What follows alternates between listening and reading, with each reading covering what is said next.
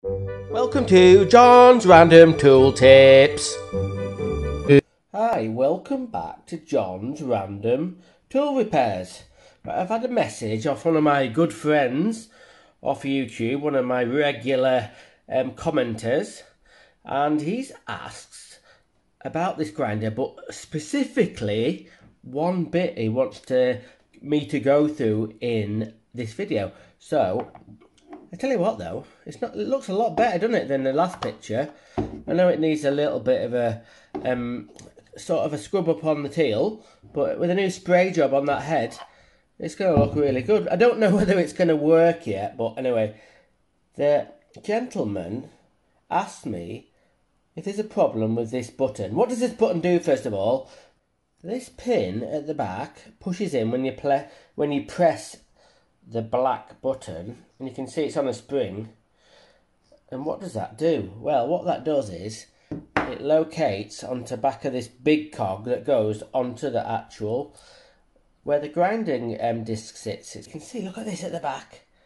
There's 3 holes in the back of here, and then what you do is you press the black button, and this pin in the back of there, where is it? There. That locates into one of these holes if you jiggle it about a bit. So it stops the blade, doesn't stop the blade, you idiot. It stops the whole grinder moving, so you can undo the blade. That was a bit of a convoluted way to say it. Anyway, we're not talking about that. We're talking about if this gets damaged somehow, or also it gets all full up of crud underneath there. So if you want to take it out, here's how to do it. Now there, before you start, one little thing. It's not like a nut or a circlip or a split ring or anything. This black cap is held on by friction. What I mean by it, I'll take it, you actually have to kind of like force it off a little bit. So we're going to go for it here. And we're just going to ease it off like that. Now what the problem is once you've done this, it actually weakens it. So you have to do it very carefully and don't do it very often.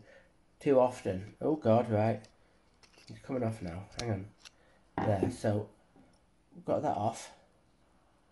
Sorry about it going out of focus a lot. So we've got the plastic button off. Then underneath it is a little spring, as you can see. Put that one side. And then this is the main pin. That comes off from the back side, so let's just get that out and have a look at that. So as you can see, at the end of this pin, it's got like looks like, I tell you what it looks like. I tell you what it looks like for me. It looks like a kind of like a tap wash would go on inside of a tap.